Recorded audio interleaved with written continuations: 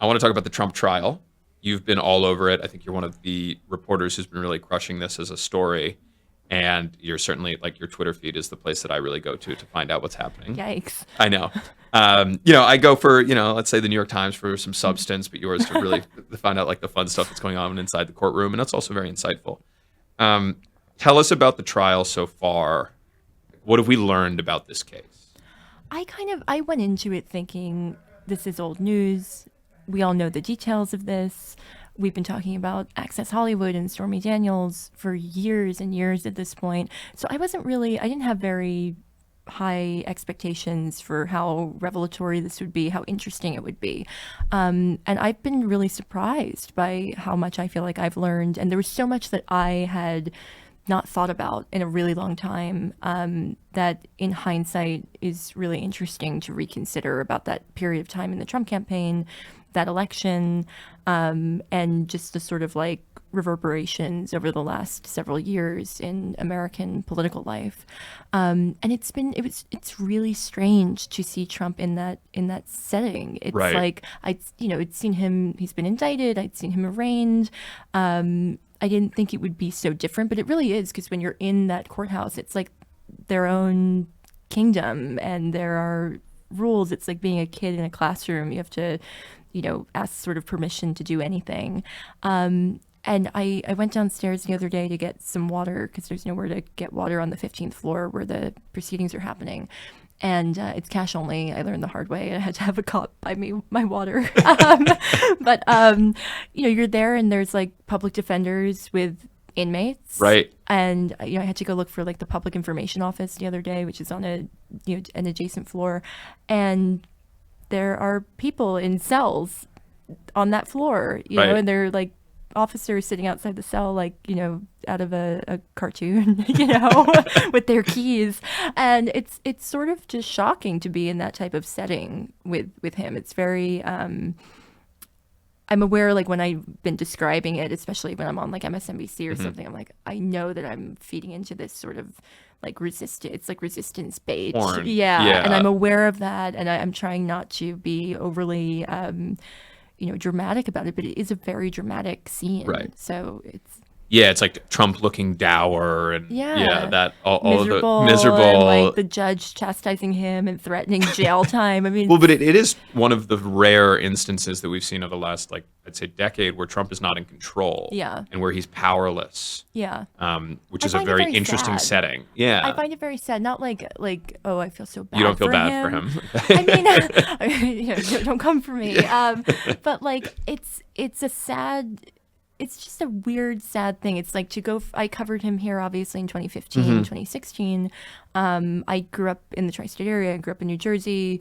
My dad worked in Manhattan for the sanitation department. He'd bring home the Daily News and the New York Post every day. So he's like the great tabloid villain. It's funny. I grew up in New York. Yeah. And I feel like that's something that people that maybe grew up in different places around the country didn't really understand, is that, like, we grew up hearing about Donald Trump. And your parents would be like, this guy's such a buffoon, like when you were a kid. Yeah, I think we're like around the same age. Like The Apprentice came out when we were in elementary school, right? And I know that was a national phenomenon or international, and kids knew all about him, would like dress up as him for Halloween. You probably would have made a really good Trump as a kid for Halloween. That's the most insulting thing anyone's ever said to me, but thank you. Somebody once did say that I looked like Eric Trump, and it really hurt. That's not true. No.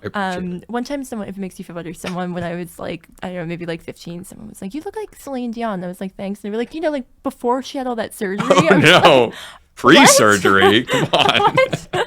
Like famously unattractive Celine Dion.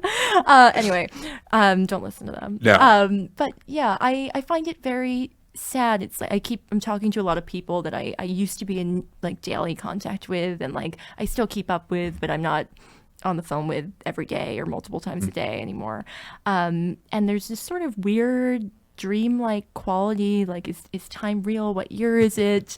And I'll be talking to someone and I just think, like, when I met you 10 years ago almost, I guess, was it just inevitable that we would end up, with this guy in criminal court here? Right. Maybe it was, and possibly. maybe I just didn't have the foresight. I don't know.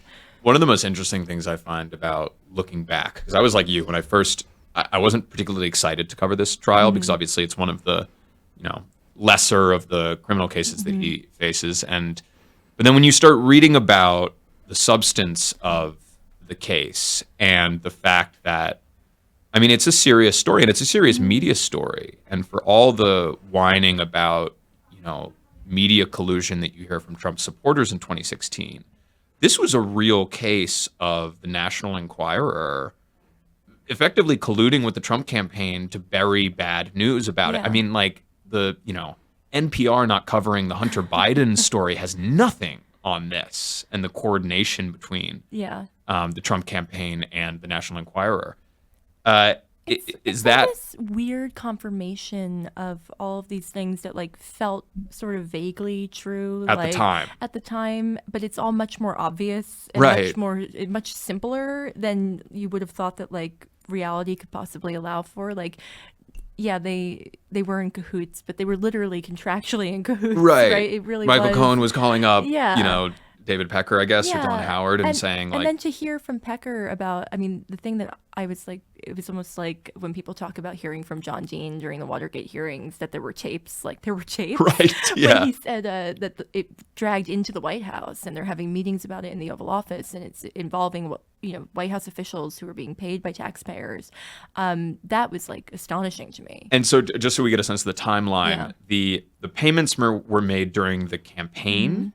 And then the reimbursements, I guess, were made when Trump was president, or I believe so. And then it's a little murky. And then deciding to continue the contract. With Karen McDougal, because Karen McDougal was then a columnist or a fitness contributor, a colleague of ours, really, when you think about it.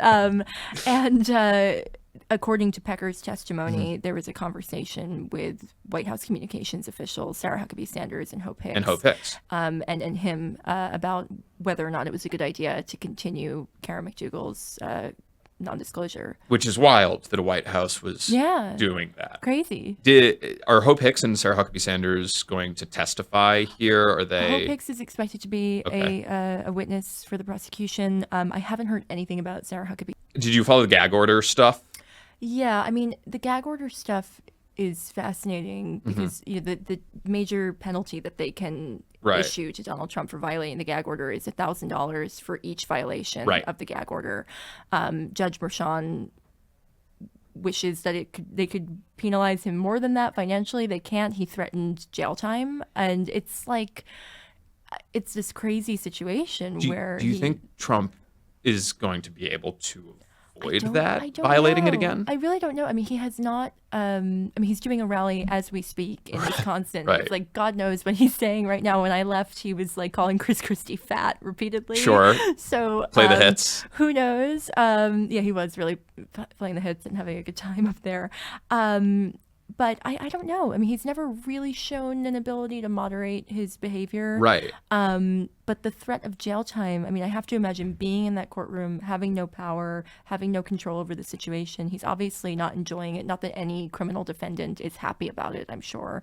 I have to imagine it seems much more real what it would be like to be completely powerless. But I don't know. I don't know how he processes threats like that. And part of me thinks, and I know this is silly, but that maybe part of him has thought that the possibility of being briefly jailed would be good for his campaign. Oh yeah, I mean, I don't know how he would. I cannot picture him doing it.